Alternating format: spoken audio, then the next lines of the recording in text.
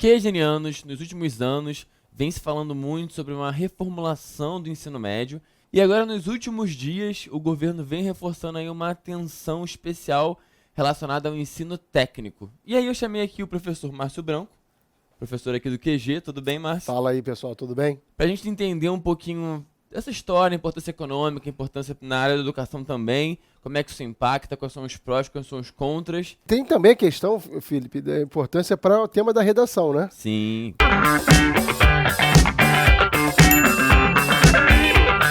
O que acontece? A prova do teoria da resposta ao item, ela precisa de calibragem, então mudar a prova do Enem para esse ano é um projeto muito inexequível desse governo. Só que a prova de redação não, a prova de redação ela não tem a necessidade da calibragem, então o governo pode trazer para o centro da discussão um assunto que é caro a ele. E um assunto caro ao governo atual, sem dúvida nenhuma, é a valorização do ensino técnico, né? Quando é que começou esse processo de valorização do ensino técnico? Lá com Napoleão, cara, no início do século XIX. Voltamos bem. Voltamos muito. Por quê? O Napoleão chega ao poder representando a burguesia francesa e o Napoleão está do lado da Inglaterra. A Inglaterra é a grande potência do mundo. Como a Inglaterra era a grande potência industrial do mundo, a França não conseguia mercado externo. A França não conseguia galgar novos degraus. Então o que o Napoleão fez? Criou os liceus de artes e ofícios. Os liceus de artes e ofícios, criados no início do século XIX, eles são o pontapé inicial desse projeto do ensino técnico. Por quê? E até hoje ele tem o mesmo projeto. O que o Napoleão pensou? Criando uma mão de obra especializada, eu melhoro a produção per capita da mão de obra francesa. Melhorando a mão de obra francesa, eu consigo galgar degraus na produção industrial e assim suplantar a Inglaterra. Então, todo projeto de educação profissionalizante, ela visa atender diretamente uma demanda do mercado, uma demanda do país, né? Então, a produção de mão de obra especializada é muito importante por causa disso, cara. E o governo atual vem valorizando isso demais. Por quê? Porque ele diz que vai ser bom demais para a economia. Né? E por que vai ser bom para a economia? Vai ser bom para a economia porque a mão de obra no Brasil ela tem uma produtividade menor do que a mão de obra europeia. Porque o brasileiro estuda menos do que o europeu. O brasileiro tem menor capacidade de produção do que um tigre asiático, um trabalhador do tigre asiático. Por quê? Porque lá a preparação é muito melhor. Então o que o governo vem vendendo é nós com o ensino técnico vamos criar uma nova mão de obra e essa nova mão de obra, agora especializada de fato, chegará ao mercado de trabalho mais preparada, melhorando assim a economia do Brasil. E chega mais rápido também, né? Porque E o ensino técnico ele é um pouquinho mais curto. Exato. O ensino técnico, ele é de 3 ou 4 anos, dependendo dos estados da federação. Então, ele não é necessariamente mais curto, mas ele gera uma formação mais curta. Em que sentido? A mão de obra qualificada, ou seja, o engenheiro, o professor, o médico, o enfermeiro, eles são qualificados. Eles fizeram um ensino superior e, para tanto, eles se formaram. A mão de obra especializada é o técnico de enfermagem, é o técnico de eletrônica. Ele é formado no ensino médio, né? No ensino básico, no final do ensino básico. Eu saio para o mercado de trabalho mais rápido. E por isso que o ensino técnico agrada muito a classe média C, a classe média C, a B-, e é o sonho de consumo da classe D. Por quê? Porque para as classes menos favorecidas do Brasil, onde a renda per capita é bem baixa, colocar os filhos no mercado de trabalho cedo é muito importante, porque aumenta a renda da família. E isso aí, Fio, tem um grave problema.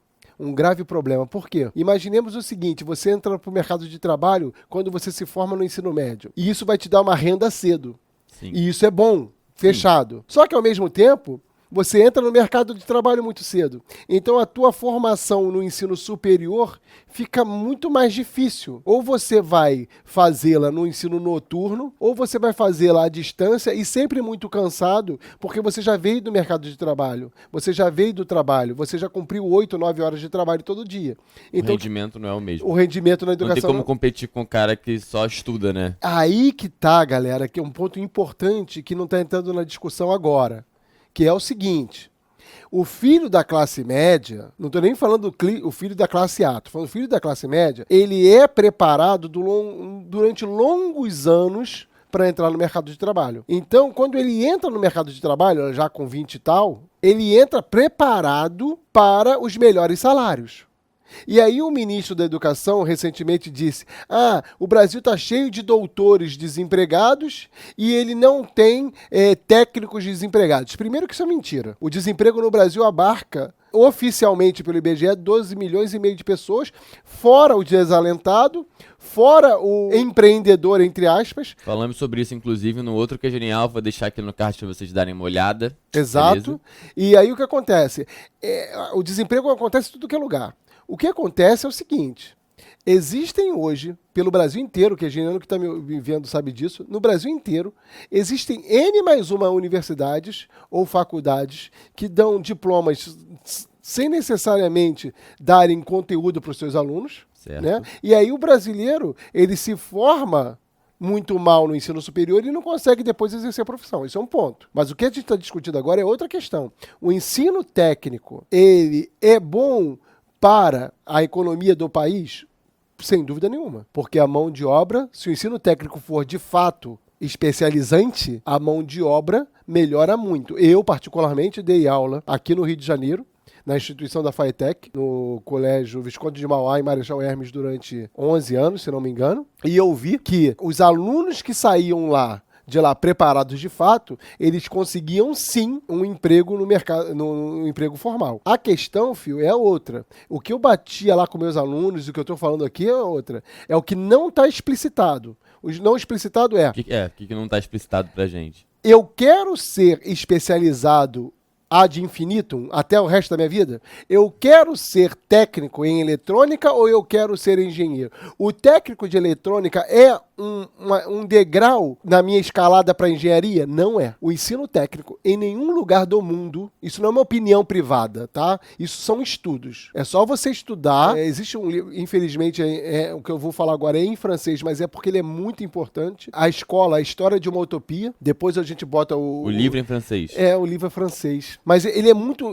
Porque ele fala disso no mundo todo. Não é uma opinião... o Márcio Branco acha isso. Não acho. Eu não tenho direito de achar. Aqui é uma opinião balizada pela historiografia internacional. A mão de obra especializada nasceu para ser especializada. Então, se nossos pais... Nós somos irmãos, hipoteticamente. Certo. Se nossos pais nos colocam como mão de obra especializada, eles querem o nosso bem? Claro que querem. Isso vai ser bom para a família? Claro que vai, porque eu e você, a gente vai ter salário de mão de obra especializada, somado ao salário do nosso pai e somado ao salário da nossa mãe, são 4 salários razoáveis que dão uma renda per capita maneira. O problema é, daqui a 15, 20 anos, Fio, quando nós constituirmos família e tivermos filhos, se nós seguirmos o padrão, a gente não vai ter um salário para dar para o nosso filho um curso de inglês, uma escola boa e o tempo que a classe média dá para o filho dela galgar degraus. Então acaba sendo uma prisão invisível. Entendi. Porque a mão de obra especializada vai gerando mão de obra especializada. É uma ascensão social, só que é uma ascensão limitada. Eu não estou te dando direito a galgar degraus.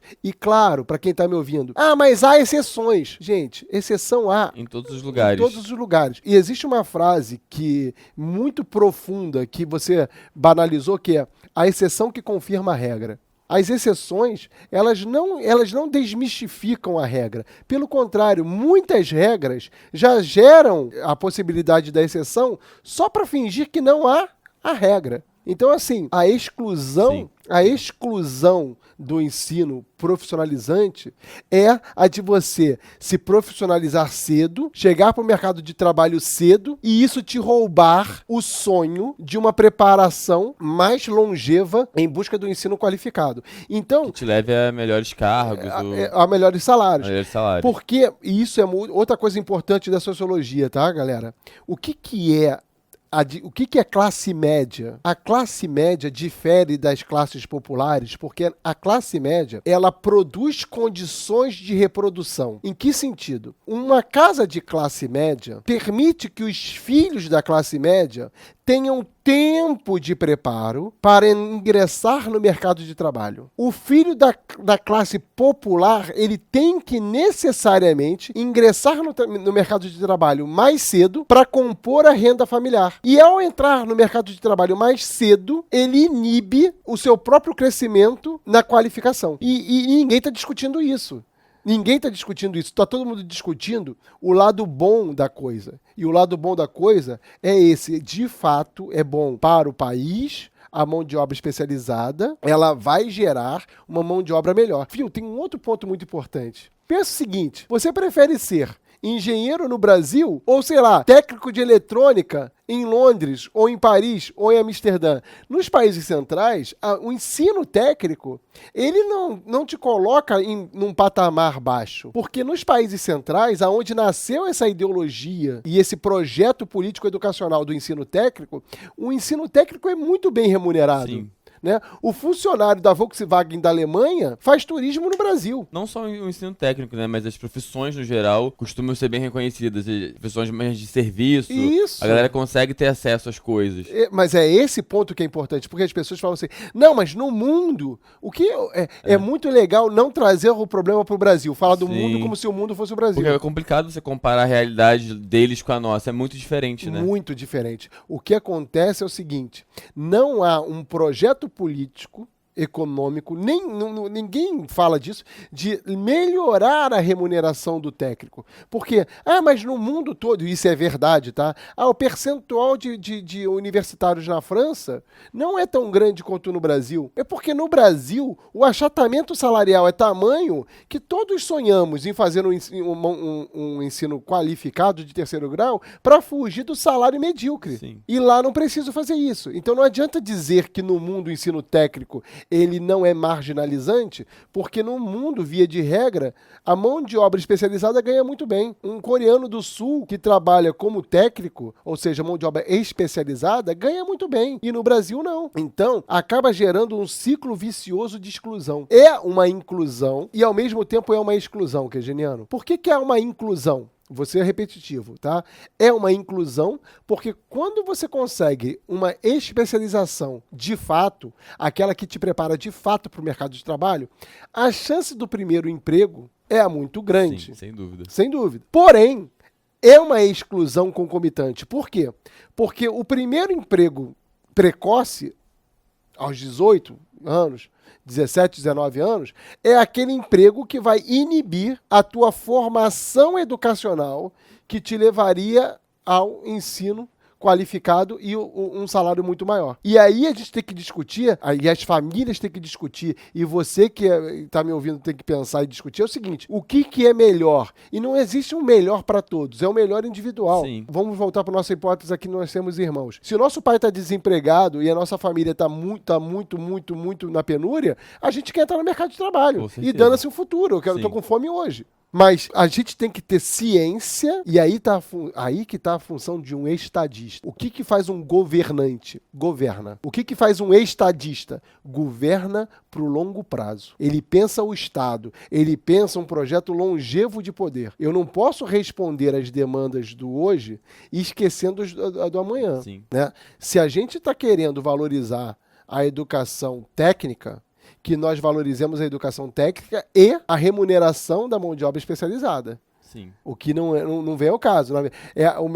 Repara, o IBGE publicou há pouco tempo atrás, agora no início do mês de outubro de 2019, que uma família da classe A gasta per capitamente com educação do filho, o que toda a renda das famílias mais baixas gastam com tudo. Então, cada família da elite brasileira gasta na formação da sua criança 1.900 pratas. Isso não sou eu que estou dizendo não, tá? É o IBGE. Dados que você pode acessar, inclusive, estão em públicos. Então, são dados públicos. E repara, essa criança custa tanto por quê? Porque é curso de inglês, é escola de qualidade. Esporte. É esporte. É formação holística. Holístico, galera, 360 graus. Holístico. Ela parte... Por que o Fio falou do esporte? Da educação física. Da formação mental. Saúde mental, você... prepara aquela criança em todos os exames. Inteligência erudita, inteligência social, emocional, e assim, e aí vai. As grandes escolas, todas as escolas da elite brasileira, ela tem uma preocupação enorme na formação holística. Elas constroem um conhecimento com as crianças desde pequena. As crianças interagem o tempo todo. Muitas delas são bilíngues. Então a criança cresce ávida pelo saber. Enquanto isso, A outra escola das classes populares é uma escola que está antiga, uma escola de cuspigis, uma escola que não funciona, de professor mal remunerado.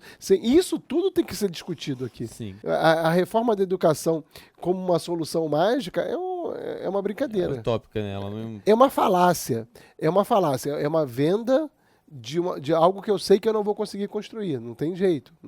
E o ensino técnico agora vale a pena ser discutido, sim. O Brasil precisa dele, sim. Só que a gente não pode esquecer que quem optar por ele tá abrindo mão de alguma coisa, provavelmente está abrindo mão de um outro lado. Eu conheço pessoas adultas que estão lutando para virar médicas depois de 30 anos, estão lutando para voltar para fazer engenharia depois dos 35 anos. E eu tenho pessoas que me acompanham minhas aulas presenciais, que já têm mais de 30 anos e que estão virando professores. Recentemente, eu tive uma pessoa que me acompanhava que tinha mais de 40 anos para ajudá-la nessa formação final para virar professores.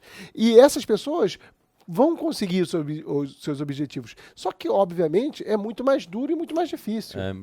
Gastou a sua juventude toda ali, né, ralando pesado pra só lá na frente chegar lá. E é isso que é importante dizer. É importante dizer para os pais e para você que está ouvindo. É isso que a gente quer? Beleza. Só que a gente tem que ter consciência que essa escolha gera uma derrota, uma perda. Sim, já tem custo.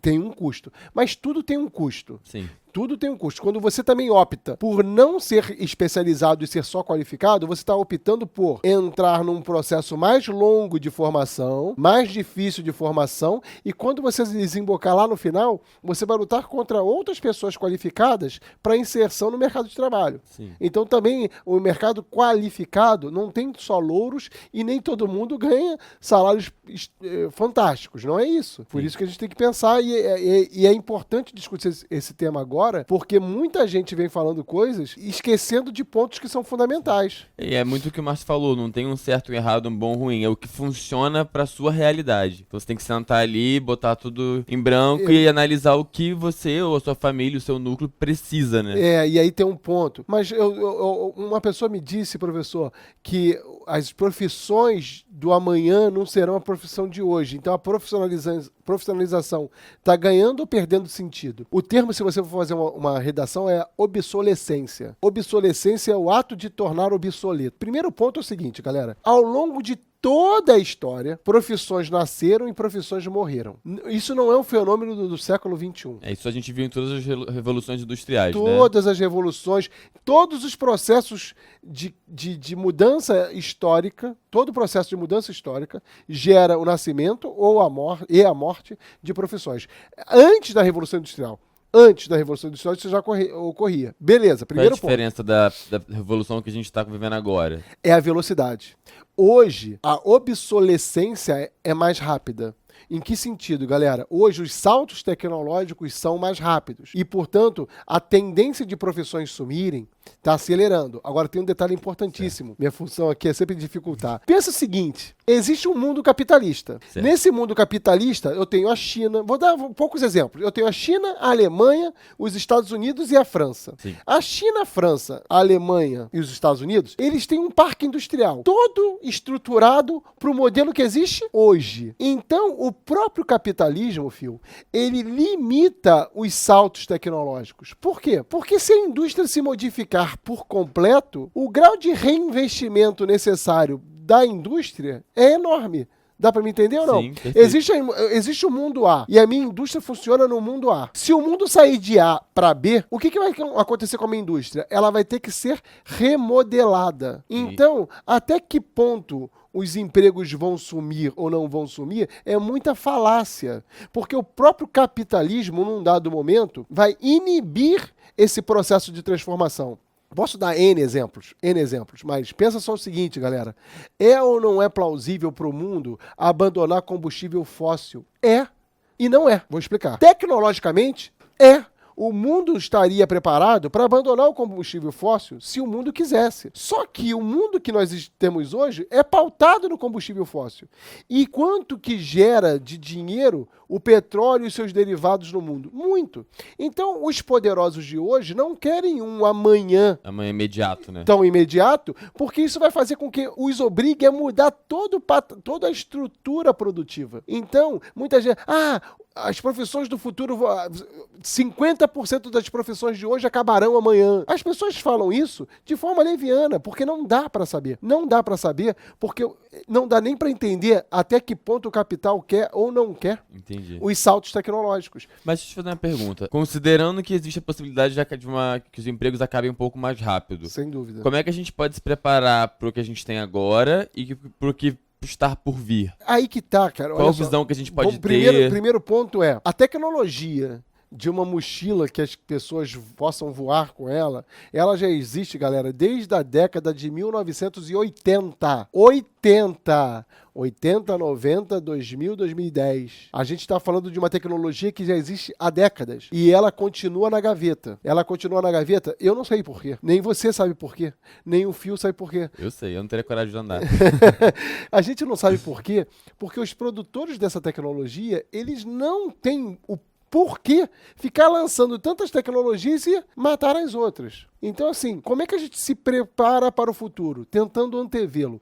É verdade, por exemplo, Fio, que o número de cirurgias, por exemplo, com o uso de robôs é cada vez maior?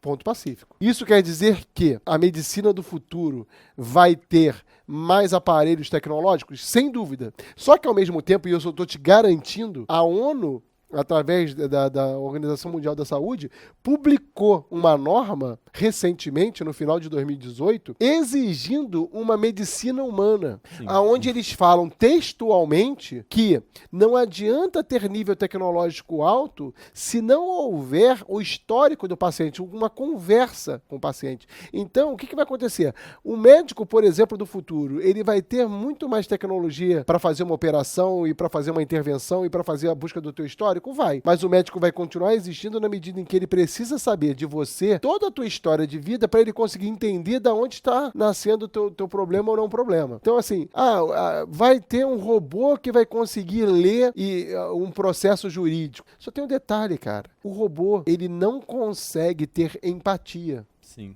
Empatia, galera, a relação humana, não é relação de afeto, pode ser até uma relação de empatia negativa. Empatia de relacionamento entre seres humanos. E essa empatia é fundamental para você construir. Então, não tem como não existir um psicólogo no futuro. Não tem como não existir Eu acho, inclusive, vai ser a profissão maior demanda. Talvez, porque o que está acontecendo hoje? Nessa neurose das mudanças acelerando, e elas estão acelerando, as pessoas ficam mais inseguras, e nessa insegurança, aí surge a instabilidade emocional. Mas talvez não, Fio. Talvez, de repente, a gente caia na verdade de que essas mudanças são, de fato, inexoráveis, mas elas não são disruptivas. O que é uma mudança disruptiva? É que gera um novo estilo de vida, uma disrupção, uma fratura entre A e B. O que a gente pode perceber, o que eu acredito como historiador, que não vai haver uma fratura entre A e B. Vai haver uma condução entre A e B. Por exemplo, o carro elétrico, que não para de crescer no mundo, ele é uma ruptura em relação ao carro de combustão? Ele não é uma ruptura no sentido de uma quebra. Ele é uma continuidade. É uma transformação do que a gente já conhece. Eu, como sou muito mais velho do que você, eu via mecânicos de carburador. Mecânicos no Rio. Claro que eu via. Eu via mecânicos por diferentes estados do Brasil que eram muitas vezes pouco alfabetizados ou até analfabetos. E eles aprendiam a mecânica do carro com o pai, etc e tal. Hoje, os carros são muito eletrônicos. Então, os mecânicos morreram? Não, os mecânicos não morreram. Se transformaram também, junto com os carros. Exatamente, eles se transformam. Então, galera, o que a gente não estudou aí, lembra dos luditas lá na Inglaterra do século XVIII que atacavam as máquinas? Eles atacavam as máquinas, mas a máquina não destruiu o trabalhador. E ela não vai destruir. Para onde a gente vai no futuro, galera, não dá para a gente saber. O que a gente pode afirmar é que, voltando só para o nosso tema da mão de obra especializada, a mão de obra especializada ela vai gerar hoje, por exemplo, na década de 90, quando eu comecei a dar aula na escola técnica, existia um curso de... datilografia. Não, aquele de programador. Sim, ainda existe, né? Mas a programação era incipiente. Hoje, o curso de programador, você já tem que ter um cabedal anterior, porque as pessoas já mexem muito com programação. Então, não vai haver mudanças disruptivas, eu não acredito nisso. Nesse lado, o governo, por incrível que pareça, está acertando se ele fizer um bom trabalho. Se ele fizer um bom trabalho. Não existe ensino técnico sem um grande maquinário. Não existe ensino técnico, portanto, sem um grande investimento inicial. Falar em ensino técnico no século XXI sem maquinário para isso, não dá. Como é que você vai fazer, sei lá, técnico de propaganda se não tiver computadores de ponta? Ou professores também que saibam dominar aquela Aí linguagem. que tá.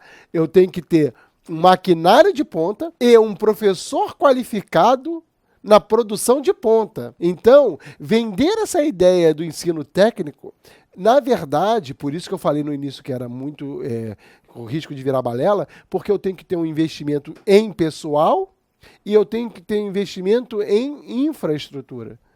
Certo. Em infraestrutura, porque senão eu não consigo gerar ensino técnico. Porque o que as empresas querem?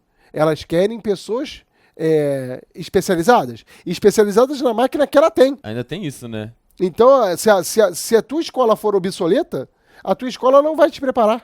Quando eu saí dessa escola técnica no Rio de Janeiro, eu saí muito desiludido, porque os meus alunos, já no início da década de 2000, conseguiam muito menos emprego, porque eles saíam com um saber e o mercado de trabalho queria 4 saberes acima. E eles não tinham aquele saber acima, não é porque eles não haviam lutado por isso, é porque a escola não tinha o maquinário para isso. Né? Então, para haver ensino técnico, tem que haver um forte investimento. E não adianta pintar a sala, não adianta botar 4 computadores. É maquinário, é computador de ponta, é a tecnologia de ponta. E a obsolescência hoje é rápida. Então, o investimento nas escolas tem que ser contínuo. Sim. Como é no mundo. Isso. Como é no mundo. Acho que pra fechar o papo de hoje, acho que a gente só deixar aberto pra vocês pensarem que, mais uma vez, não existe nem bom, nem ruim, nem certo ou errado. Não. É só ver o que funciona para a sua realidade, não é isso? É isso. É isso. Fechamos? Fechamos. Valeu, galera. Um Então é beijo. isso, Márcio. Obrigado, galera. Valeu. Até. Até a próxima.